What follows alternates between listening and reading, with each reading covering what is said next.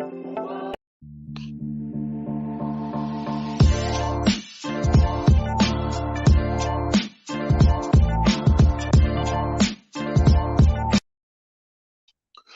morning, congregation. What's happening? I hope everybody having a blessed morning, starting your day off. All right.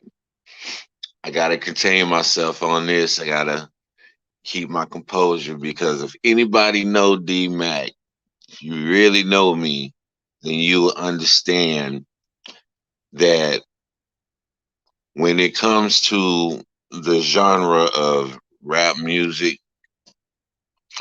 I have a level of respect for it that surpasses just the average listener. You know, I've done music since me and my best friend made our first song in the fourth grade. So I am hip hop through and through. Now that versus battle last night that took place between Big Daddy Kane and KRS One was this is one of those discussions where it's like who was the greatest, Muhammad Ali or Mike Tyson? It's like um who's the greatest singer, Michael Jackson or Prince? It was one of those types of level deals that took place last night because if you understand the history of hip hop and a lot of the younger guys, I'm talking about 20 and under, if you don't really know the history of hip hop and where these guys come from, then you won't understand the significance of what took place last night. And so I'm just going to try to give a little bit of background for the younger ones who do not know who these MCs are because and I'm definitely not going to refer to either one of these men as rappers because there's a difference. A MC is a master of ceremonies. That's a wordsmith. That's a scholar. Okay, so he's not just a rapper.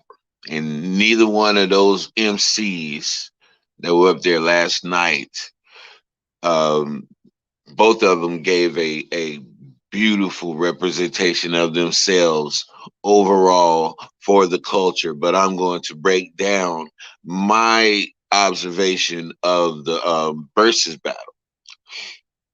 So now, first and foremost, um, everybody knows the Big Daddy Kane, like he was saying last night, as in relation to Biz Markie, the Juice Crew.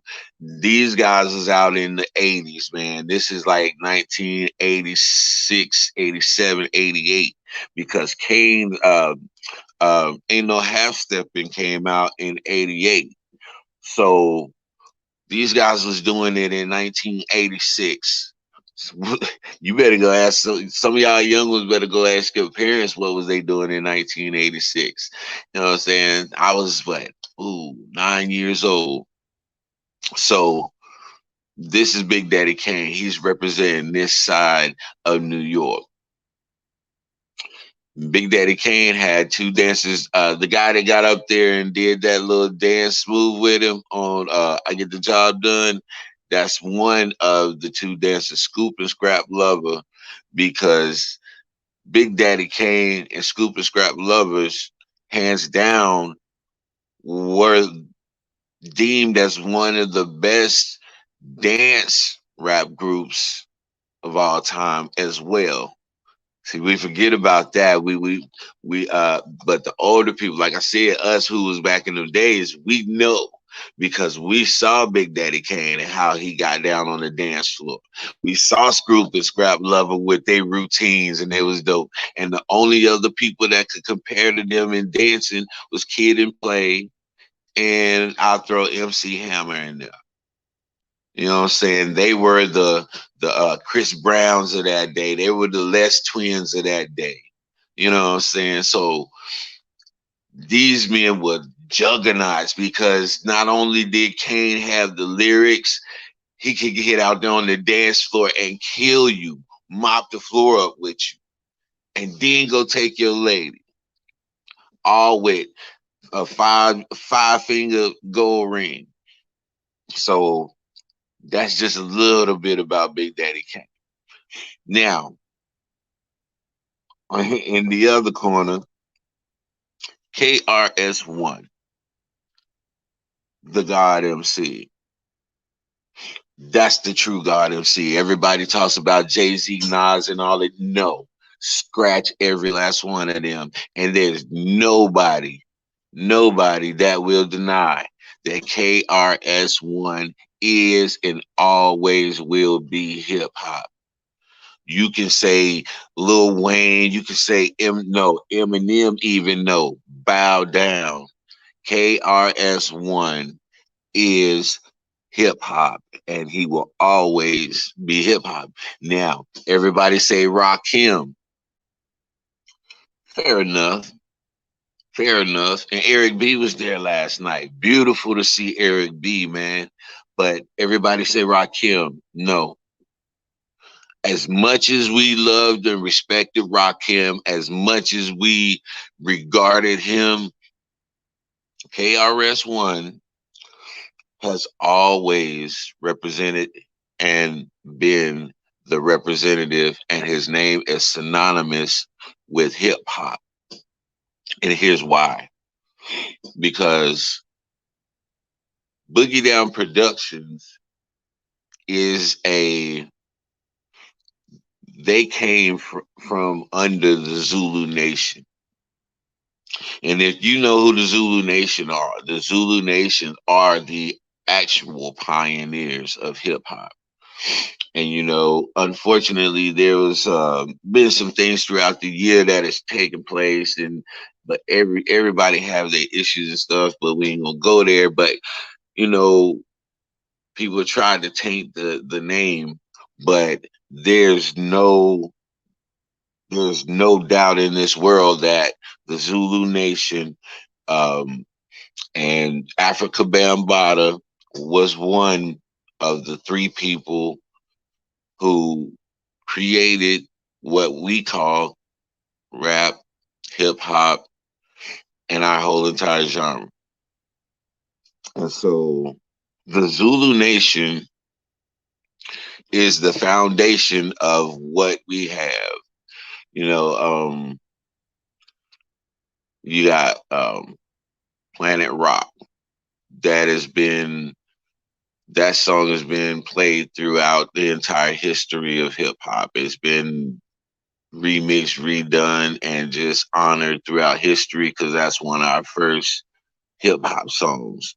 And so Boogie Down Productions and KRS-One are a product of the pioneers of this music that we enjoy and listen to today. So he's coming from an aspect to where he's always been a hip hop prophet, a teacher, a professor, which he does lectures all across the world.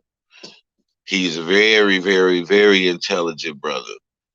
KRS-One, I'm talking about. And so he's regarded in hip hop as one of the I guess you would say the foundation builders of this music genre. Now, going to the battle. So when they first came out, you know, KRS-One, he was already in his bag. He was already on his stuff because, Big Daddy Kane kind of made a late entry whenever he was announced. And so Chris took that opportunity to just turn it up a little bit. He was like, nah, he just scared. So Kane comes out because Chris already started. He was like, nah, this is battle. And he was in war mentality. He said, nah, we ain't waiting on nothing. I'm going to go. He get out here when he get here. And Chris went in. And so one thing I noticed off tops is that when you're rapping, if you are on that stage and you are trying to do songs that you've done over the years. It's not really a problem remembering your lyrics. The problem is being able to keep your breath the whole time. The problem is being able to walk around to get the crowd engaged in what you're doing and being able to stay on par with everything and keep your, it's kind of like a choreography because you're gonna practice your routine or whatever you have coming up. That's just how it is. But you know it's like when it came down to lyrically spitting, none can do it better than Big Daddy Kane. And that was evident last night. Very evident last night. Chris is never gonna try to go up against Kane like that. Just lyric for lyric. He can't. He can't at all. And everybody knew that. That's why it was always a conversation. Because where Chris he's got that big, strong, booming voice, and he's very aggressive on the mic. And that's what hip hop was in the beginning. So that's what made a whole lot of people draw back. When they heard that big voice of a KRS-One come across those airways behind that big booming beat, that was intimidating. And that's what Chris brought. He brought that aggression, he brought that intimidation, and he was just Chris from back in the day. And that right there is why he will always be the number one MC. It's because of his showmanship, it's because of what he represents, and it's because he's got all of Brooklyn behind his back. Now, Kane got Brooklyn in the Bronx to an extent, but not like BDP, not like the Zulu Nation. Understand? So there's a lot more power that was pushing KRS-One versus the power that was pushing Big Daddy Kane. And so, and then everybody was saying it's kind of a mismatch because of the type of vibes that they were on. They were on different vibes because Kane was more of your ladies' man. You know what I'm saying? I get the job done. That's Kane. He was basically the Trey Songz of the rap game back then. You know what I'm saying?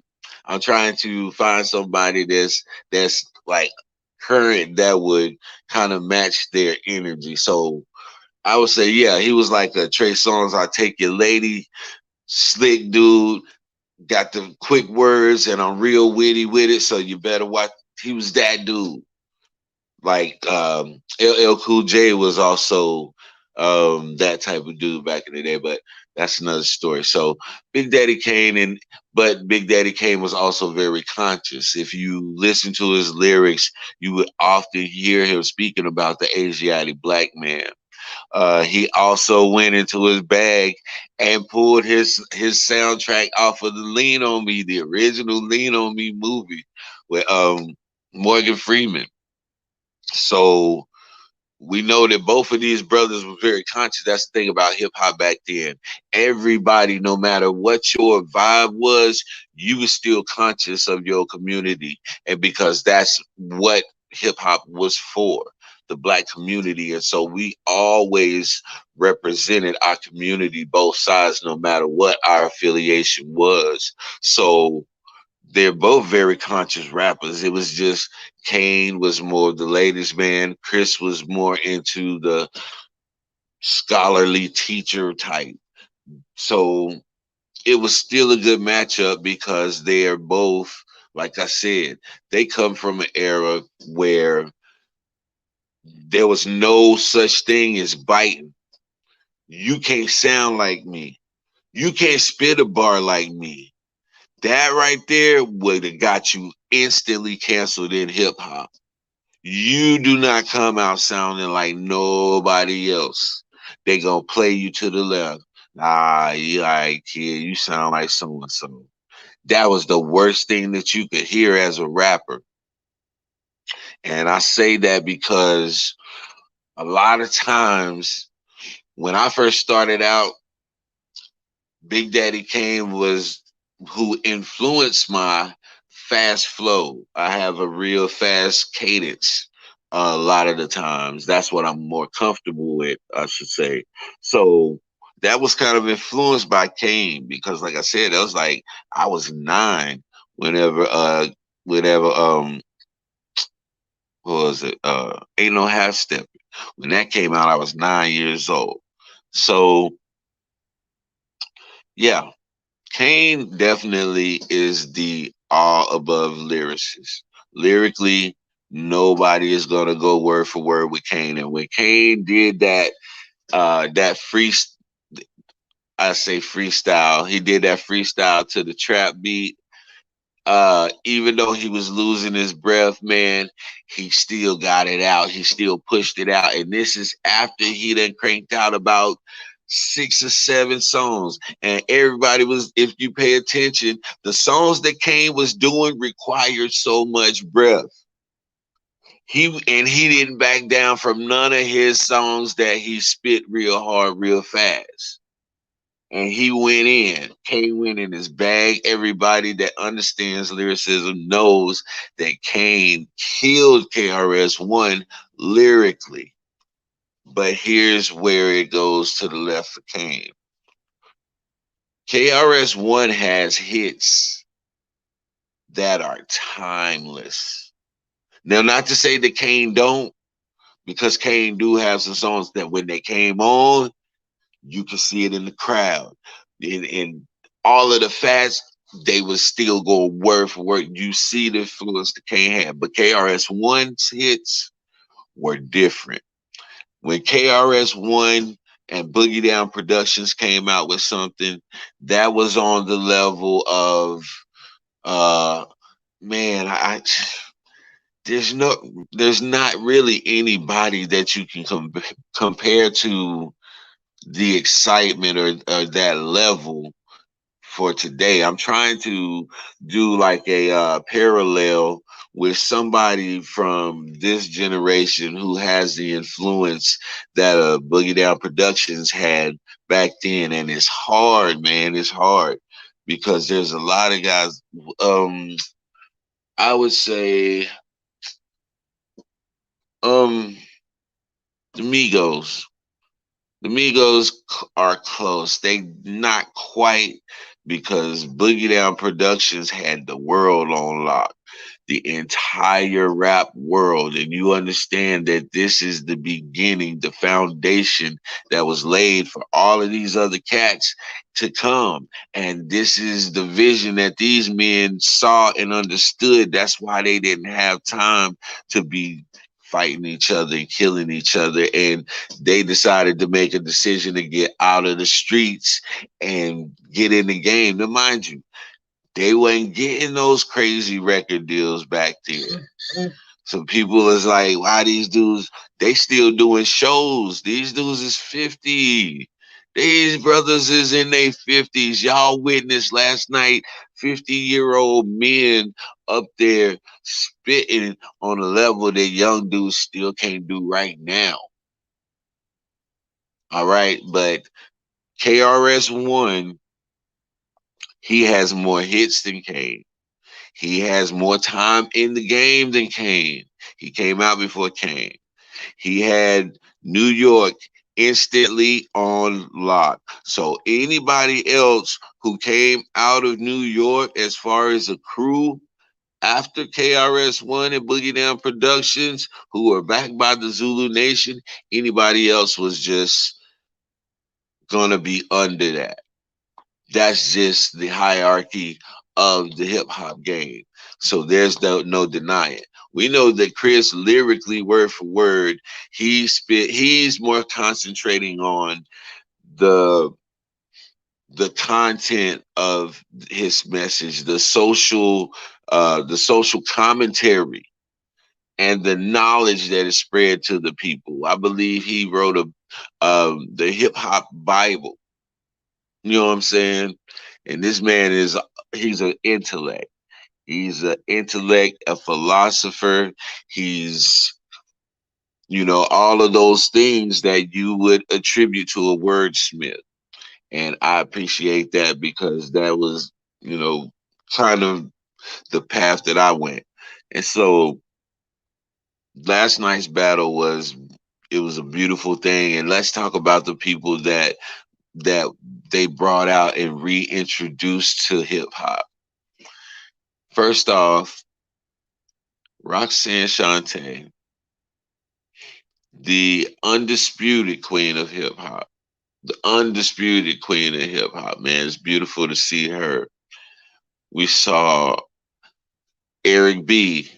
Like I said, Eric B and Rakim. Eric B was there last night. It's beautiful to see that brother. It was beautiful to see Nice and Smooth, Greg Nice and my boy Smooth. And so that was a beautiful thing for hip hop. It was a beautiful thing for hip hop to see Das Effects. Das Effects had their little run, man, and those brothers are some lyrical beasts too because their style has never ever been duplicated or imitated. If anybody tries to do a diggity wiggity spliggity any of that, other than Snoop. Snoop is the only person that can say something like that, and Snoop don't even really do it too much. Not to where it is a part of your cadence that is attributed to you. Nah, does effects. Anybody come out saying anything like that, you biting dots effects. It was beautiful to see those brothers. Man, I'm telling you now, I felt like I did a concert because every single song that came out that they brought out there, I knew it word for word, both sides. So I had to do both parts. Yeah, I'm going back and forth, man, and it was just a beautiful thing for this generation to see. It was funny when the DJs was trying to get it in. They was trying to get their little shine time. And those MCs was like, nah, F that. No, get back to the battle. We got something to settle. Because, like Chris said, there's always been a conversation of who is the number one MC in hip hop. Who is the top dog? Who is the head of the chain? Is it KRS-One? Is it Rakim? Is it Big Daddy Kane? Is it who else he said? I forgot who else he said. But really, that's your top three right there that were always regarded like that. And so everybody knew that Kane had everybody lyrically. Couldn't nobody go like verse for verse with Kane. Because if you go like that, he will slay you. His wordplay, his cadences, the way he switches up on you, yeah, you cannot deal with that. Kane will smoke you like that. That's why every time Kane would go and do something like that last night, what did Chris do? Chris was acapella. I'm not about to try that. You're not trying to get me into that. No, I'm going to go acapella. I'm going to go the slow route. I'm going to go intellectual, and I'm going to do it that way. I told you the man's very smart. He's very strategic. So, all in all, the only reason that I would say KRS-One edged out Big Daddy Kane is because KRS-One has more impactful hits over the span of his career. Um, when, well, it's like KRS-One was there when it started. And after Kane left, even up to this very day, KRS-One has always been relevant in hip hop. He's always been somewhere in hip hop and always making noise, man, this whole entire journey. So he's been there from the very beginning. And this is the reason why he won, because he's got more hits, he's got more notoriety, he's got more respect. Not just now, don't take that the wrong. No, Kane is widely respected, absolutely respected. He's the father of a lot of people's fast styles. Joyner Lucas, even Eminem, all of those dudes, Bones, Thugs and Harmony, Migos, anybody that's rapping fast, even the Fushnik, all of those cats. Kane started that. That's it. That's all of them are a product of Big Daddy Kane. Big Daddy Kane started that flipping with the fast tongue. You know what I'm saying? So everybody who's talking about I'm this and we did it, no, Big Daddy Kane birthed all of y'all. Pause. So man, it was that's the only reason though why KRS One edged out Big Daddy Kane, is because of what he represents.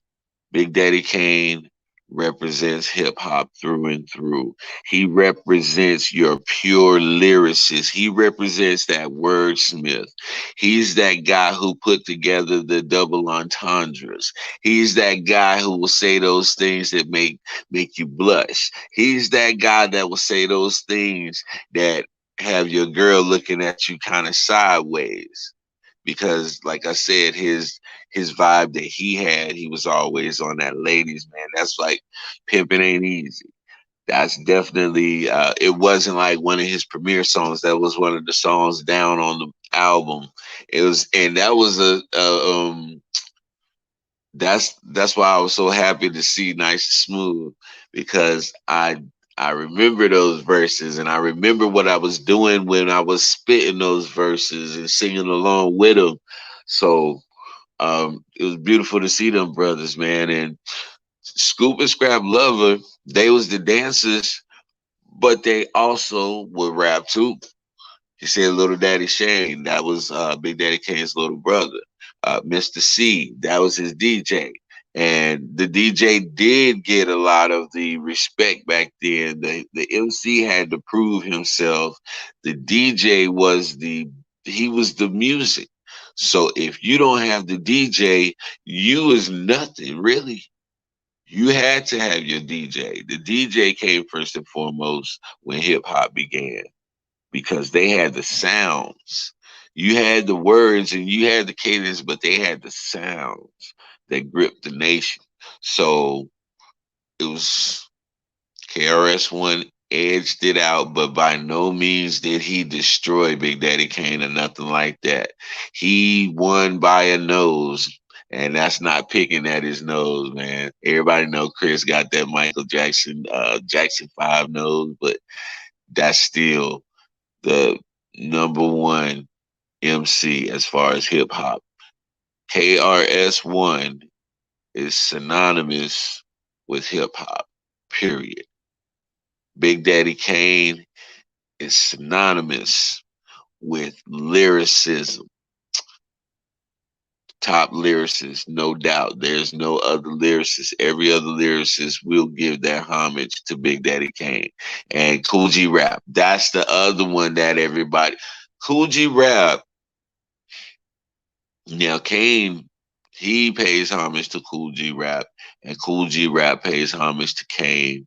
They brothers, man, and they both came up and held things down in their own regard. But everybody know word for word, bar for bar, and as far as spitting and cadence, Big Daddy Kane is unmatched. And he, like I said, he brought a whole lot to the game.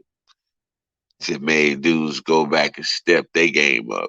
And so, man, salute to both of you juggernauts. I will never refer to either one of you men as rappers. You are and always will be MCs, masters of ceremonies, and respect due. I heard a lot of different a lot of different shows this morning giving their views, and a lot of them were pretty biased coming out of New York, but that's expected because we know the influence and the grasp that Boogie Down Productions had on New York, on the entire rap world, and that's all of the United States, but particularly coming out of New York. So we were down south, we was in North Carolina. So just imagine Boogie Down Productions in North Carolina in the 80s. This brought a whole new mentality to black men because this is a time when drugs were hitting real hard in the neighborhoods, and this is times when uh, it was easier to find a gun or a syringe or crack than it was to find a job.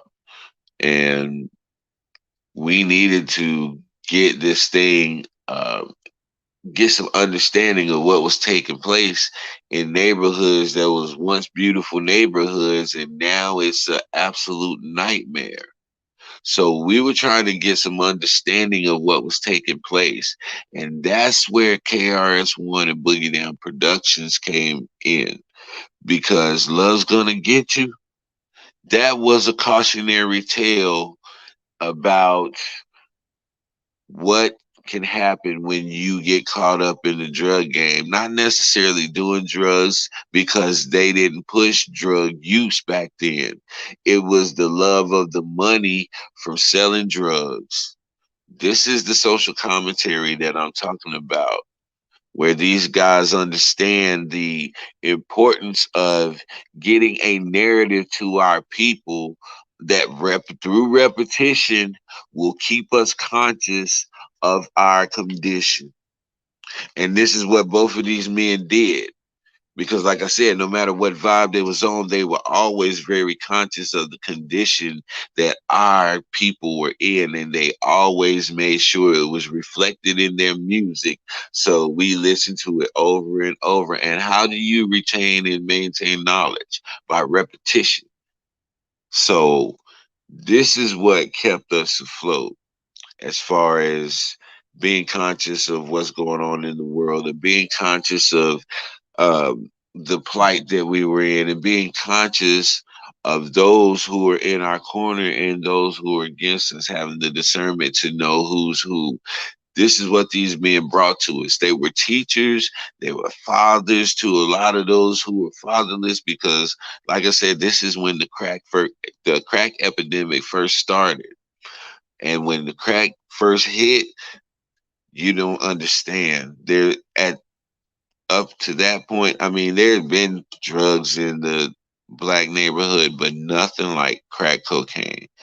That was the single absolute worst thing that could ever happen to a black family. And the black family still have not recovered to this day from what the crack did in the 80s. And so we had to get some understanding of what was going on, but we knew that the politicians were not going to tell us what was going on because they knew why it was in our neighborhoods. Not all of them, not every single one of them. I'm not saying like all of them were sitting around in Capitol Hill laughing at us, but there were a select few who knew why it is there. And so we had to get our commentary from somebody we trusted, somebody that was one of us, and that was Boogie Down Productions.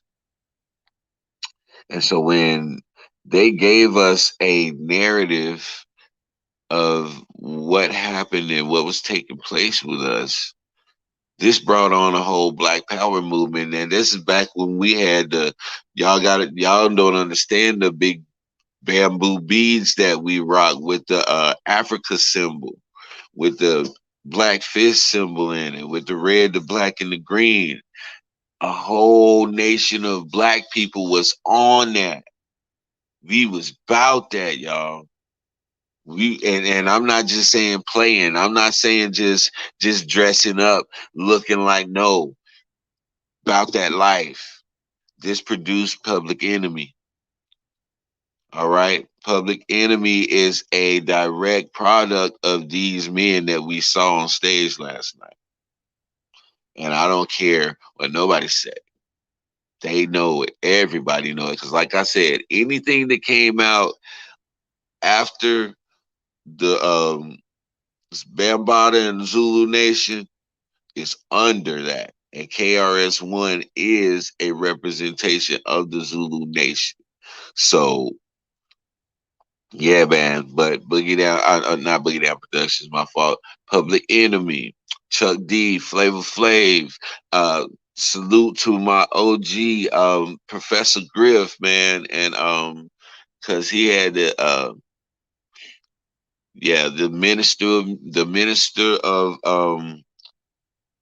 minister of information, yes sir. And to this day, salute y'all. Go over to Serious Minds, man, because he's still doing it. Professor Griff is still educating the people. He's still bringing that information.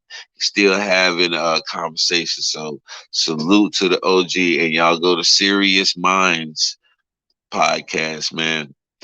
But yeah, that's the ground game for hip hop. And to see our pioneers still doing it to this day and doing it to that level is just beautiful, man.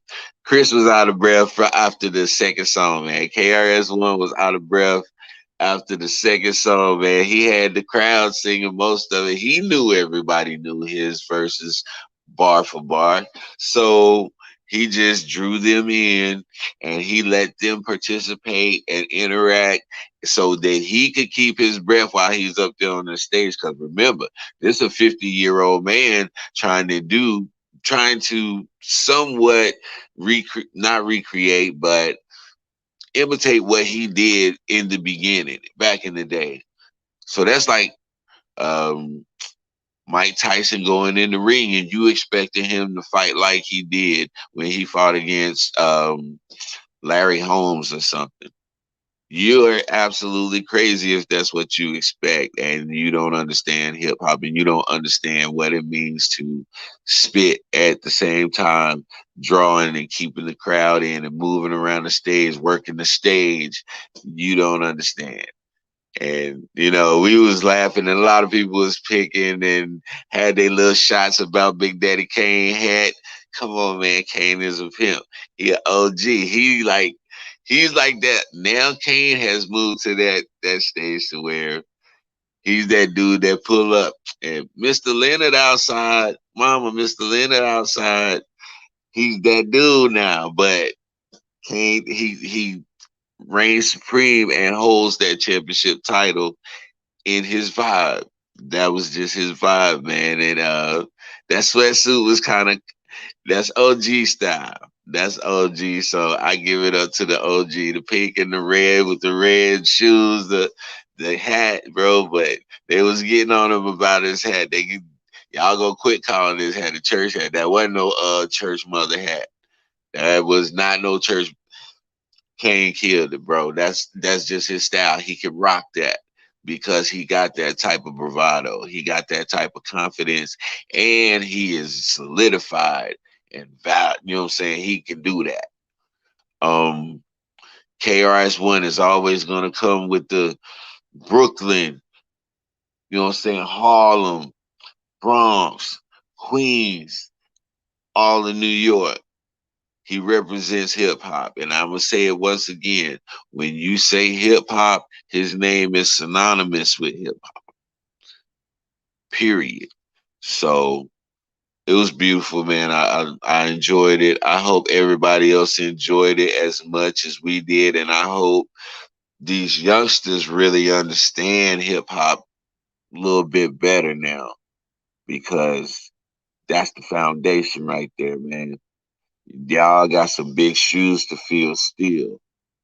Because a lot of people see, like I said, this generation, they're going to argue their OGs who are considered the Nas and Jay-Z and Tupac.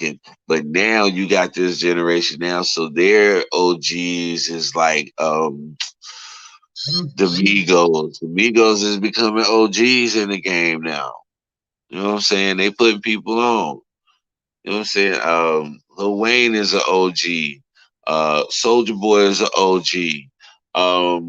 Yeah. So it's just these different generations who how far they can reach back from their childhood and the songs that they grew up on. That's what they're going to relate to as their OGs.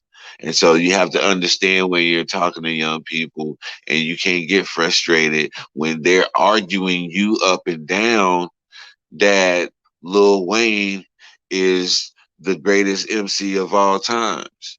You can't get angry with their logic. You can't get angry with them feeling like that and try to make them feel crazy, because they're reaching back to from times when they're 3, 4 years old. Who was the first people that they saw their family dancing to? Who's the first people that they saw their daddy or their mama jumping up in the car and acting crazy too? You know, who did they see have the most impact and influence on everything around them? And so so what's real to you and what as strongly as you feel about who the God MC is, they feel that same way about who they consider their God MC. And so when they start having these conversations about who's the best and all of this, it's very, very it can't be measured. It can't be measured in a whole entire duration of hip hop terms. You can't do it because it just won't be fair. So yeah, I'm about to get off here, man. I've said enough, but I've heard all of these other platforms talking about, this and that, but the pure essence of hip hop was represented last night, and neither one of those men uh, did a bad job. They both killed it. I would love to see anybody else get up there and perform like them, especially Kane. So, all right, man. This is your boy D Mac, man. You know what I say: sticks and stones can break your bones, but the word can always heal you. I'm out.